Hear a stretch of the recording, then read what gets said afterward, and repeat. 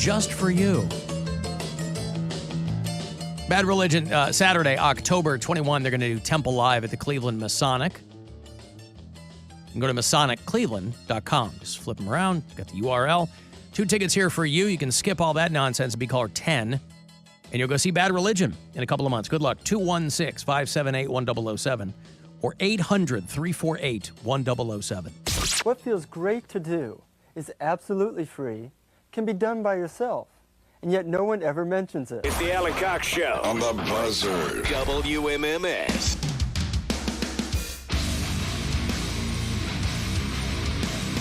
That is potentially a great weekend for concerts, by the way. Bad Religion on the 21st, and then Kiss is at the Romo Fijo the next night, Sunday the 22nd.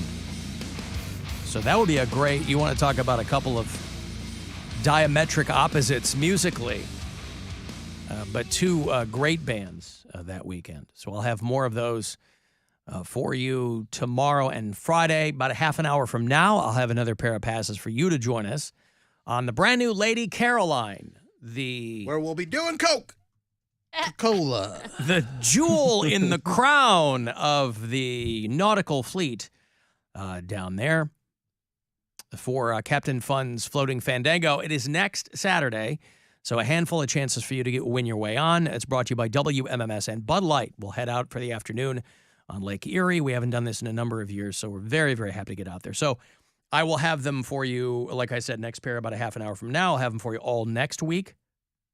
And you can try to win at WMMS.com. Also next week, if you want to go see Dragon Force, Mary can nail him on Guitar Hero. Mm-hmm. They're playing November at the Agora. Nick Offerman is doing a spoken word thing, and that'll bring him to Playhouse Square end of next month. I'll have Nick Offerman tickets for you. A band called Dirty Honey, if you remember them. They're going to be at the House of Blues in December. And Shinedown is coming with Papa Roach and Spirit Box. Awesome band. September 6th, they're going to play at Blossom. So all of those next week. Anytime you want to leave us voicemails, you can do it. The Alan Cox Show After Hours line is 216-986-8903. So I share your affinity with the Australian accent that is one of the most offensive accents in the world. It sounds like nails on a chalkboard to me. But this lady that called in from Maine today, oh my God, it's topping that. No, she's the best. way she said butterfly, she said butterfly. She added extra syllables. And I'm like, what am I listening? It was so offensive. It's like boxing with redneck mixed in. I'm just like, what is going on?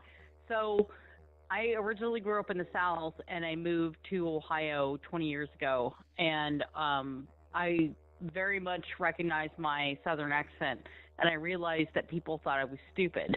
So I made an active, attempt to change it. And to hear this lady's accent, I'm just like, oh God, it's so painful. It was so painful to listen to. I loved it. Oh, I thought it was fantastic. We were talking about how there's a lot of dummies in this country who don't know that Maine is a state. And so we had, was it Laura? What was her name? She called. She listens in Lewiston, Maine, and she called.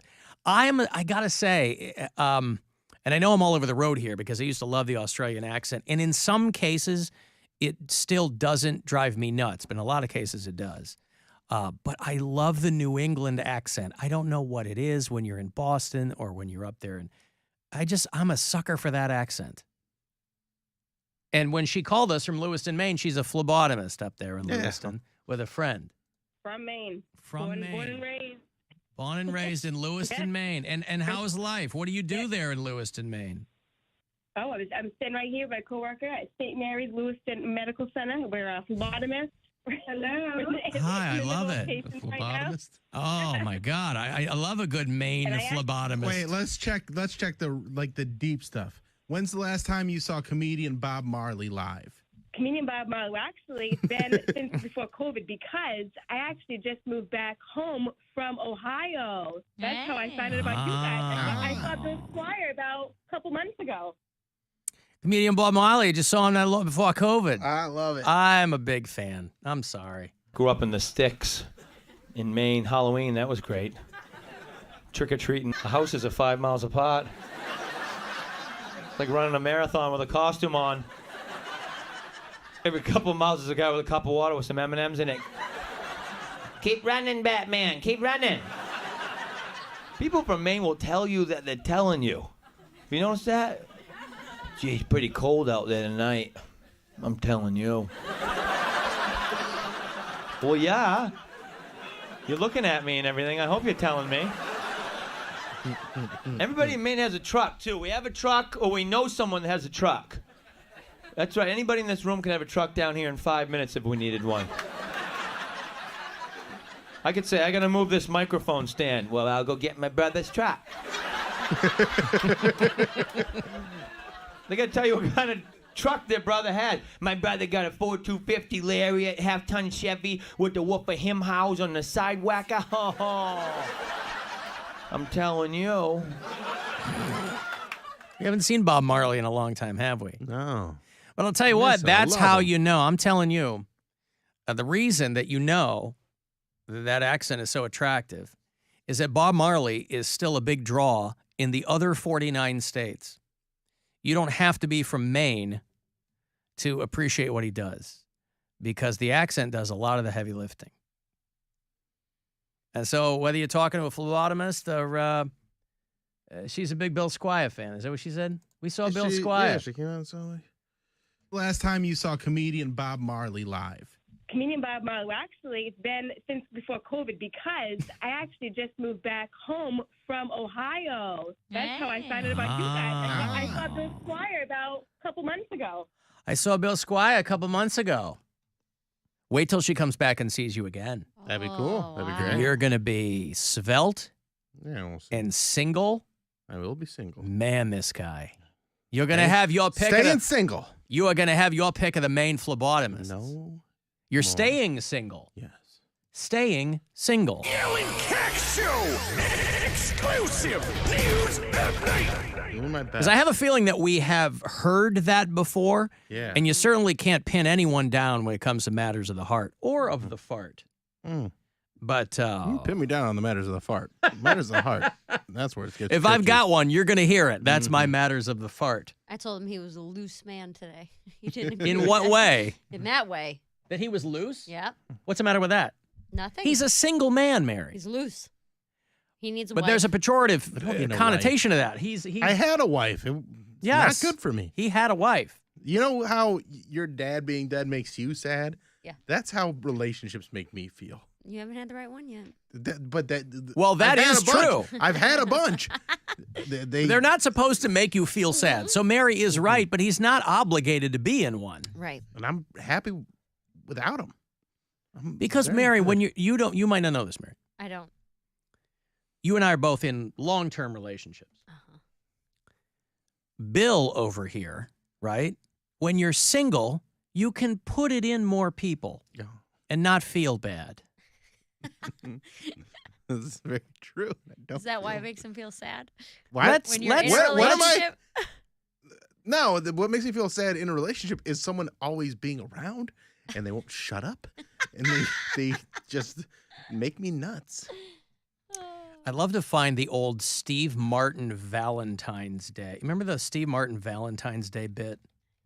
Where he's like, darling, I want someone. I love you because you're near me when I want you to be, and you're gone the rest of the time. God, what was that from? I don't know if it was from The Lonely Guy or what it was, but it was an old Steve Martin bit. I'm not lonely, Mary. I never said you were lonely. Okay. I called you loose. Loose, yes. Well, some people do equate being alone with being lonely, and those are two very different things. Very different. You can be in a relationship and feel lonely. Isn't that true? Poundcake's a single man, too. Line up, dudes. Mm-hmm. Right? Yeah, I'm a single guy. Poundcake Penthouse. Poundcake Penthouse. PC Penthouse. PC Penthouse. Pound Town, whatever we're calling it this week. Is your open for business. Yeah, new podcast out? I haven't edited it yet. I didn't stay late, super late yesterday, but I have. Trying to get rid of that whole reliable label. No, he came in here. The two of you needed to connect. He came in here to do it yesterday. As I go, Bill's going to be in here. Yeah, and he has more people, so I was like, I'm not even going to. He needs the more room. So it was just me and my guy, Scott. You did it back in your studio? Yeah, we did it in my studio. So. Can you give us a little tease? It's me and an old WZIP friend, and we talk about our old college days. That's mainly what it is. I did a podcast with him. He has this podcast called Stay Beautiful America, and he has a segment called Mixin' with Nixon because his last name is Nixon. And he just made me a really kick-ass drink. And yeah. It's like a bartending podcast, or what is it? He has a segment on his podcast. Oh, I see. I got you. It's like a segment, but yeah. Did he name it after you? Is it grape juice in 151? No. White grape juice in 151. But I told him what I used to drink. Well, yeah. And it was just amazing because he's like a bro, and this gay guy that we used to hang out with used to crush on him, and he was just so nice and just was oblivious to it. Is he gay? No, he's not. Okay. He's not. But I was. But is he like? Is he sus? Is he straight in air quotes? No, he's straight. He's super straight. And it's a really nice house too. I was like, dude, I could totally stay here and get drunk. Nice for wrecking. Pretty much. Home wrecking? Yeah. Is that what you're into? I mean, I haven't wrecked a home in quite a while. But doesn't mean I'm not capable of it. I am more reliable. Right. And that's something you want people to know. You are capable of being a home wrecker. That's something that a lot of people would kind of keep under wraps. But you want it on the marquee. It's a threat. Yeah. I mean, now that I'm being objectified and people just can't leave me alone, I mean, I don't know. It kind of feels... I'd rather be the person that they cheat with than the person they cheat on. And I've been cheated on.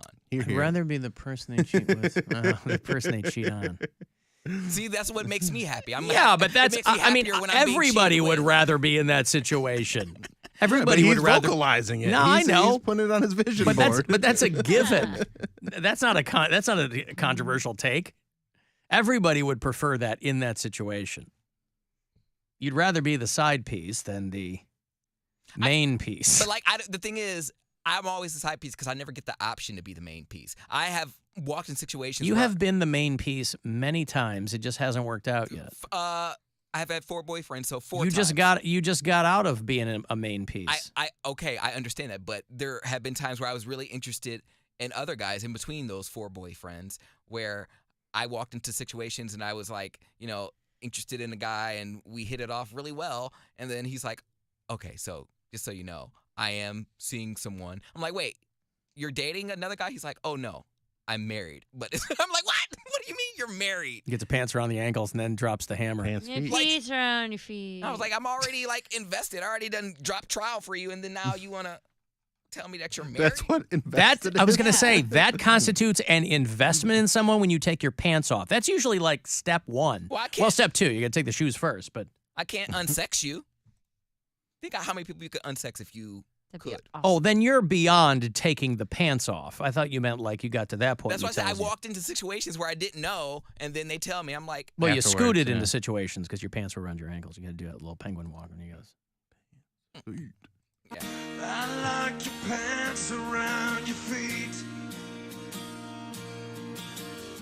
I like your pants around your feet. DJ Cummerbund. I like your pants around your pants. Alan, if Bill or Poundcake are into cross-dresser, hook me up. Wait, if they like to cross-dress or you're a cross-dresser? I'm going to need more. Need follow-up information. Poundcake is also a wish a bitch.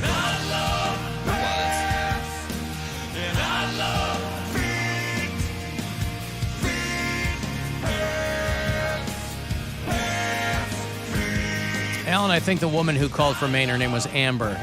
Right, it was Amber. Amber? Lowest in Maine. Amber the phlebotomist. The quick pants feet gets me Pants every time. feet, that's the best part. Yeah. That's the perfect way to end that. Pants feet. Somebody sent me a picture in a DM. They went to, I don't know what tour he's currently on, but they go, hey, I thought you'd enjoy this. And they sent a picture. They were like one of 3 people watching DJ Cummerbund's opening set before whoever he's on the road with.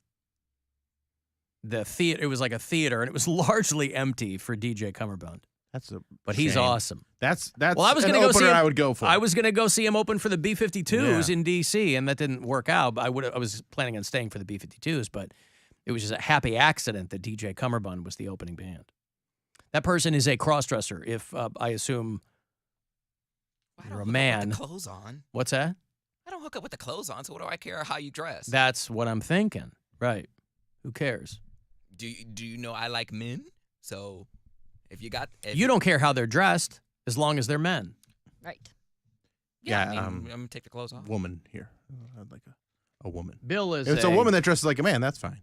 I'm a whole lot of woman. Well, anyway, there's a lot to consider there, and I think it's worth considering. But you have been the main piece on a number of occasions. But anyway, we digress. Bill, huh? 4 times. You keep said saying 4. A lot of occasion. 4. I can name them each occasion. I know. That's more than one. Yeah, but for less than 4 months. Right. Okay. So you haven't, you haven't gotten a row of cherries yet. What do you want? Okay. Some people have never had one serious relationship. What do we define serious relationship?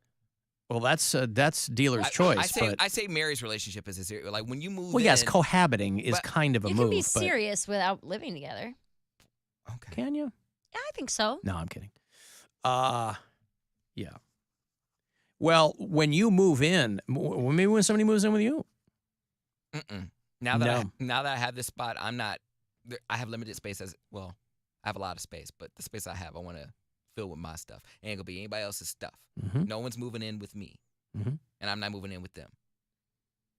His apartment is like the equivalent of like a kid in a treehouse. Mm-hmm. He's finally got a space all to himself without mom and dad sticking their nose into everything. This is my space. Yeah, my mom bought me a little blender, and I've been making smoothies in it. And I'm like, this is so cool. I just get to make smoothies. But you were able to make smoothies at your old apartment. I know, But he's naked now. Yeah. Yeah, I just get to do whatever I want. But when I bring a male caller over, I have to tell them, like, listen. By the way, numerous audience members have asked if you would stop referring to them as male callers. Why? Why do they care? I don't know why they care either. I think it's funny, but when I have my male callers come over, I tell them, I'm like, listen, I have a bunch of boxes in my apartment. It's not unpacked. I literally have a box you can probably fit in. Like That's not a great thing to say to anybody. That's the box that the couch. I can probably fit you in a box in my house. Come on over. And I have a blender. They're like, what? But I tell them not to judge because, like, I'm gonna put you on puree. You have a Ninja blender? Just get in What this kind? box real quick, and then you can leave. Well, I keep forget about stuff that I need that, like, I had before, but I wouldn't buy it on a consistent basis, so I forget. Like paper towels. I went to Chipotle the other day, and I got a bunch of napkins. So I've been using napkins as my paper towels. So, as your paper towel. So he took a cardboard tube, and he unfurled all the napkins, and he rolled them around the tube. So I'm like, oops, forgot to get paper towels. I'll get right on that. But I got some Chipotle napkins, and they come right in handy. What kind of blender? Just put that stuff on auto delivery from Amazon. It's like a super small one where it's like you could put like a NutriBullet. Yeah, I didn't want to say a silver bullet because that's something else. Nope. Yeah. My mom didn't give me a silver bullet, but it's That's like, what kills werewolves. I Yeah, think. right? It's going to kill a werewolf, all right. yeah, Between whatever. those legs. He's like, it's not going to say silver for long.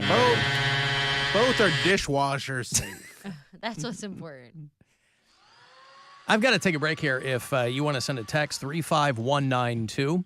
To do that, AlanCoxShow.com is where the pictures will come across, and we'll be back. The Alan Cox Show on 100.7 WMMS and everywhere you go on our free iHeartRadio app. We got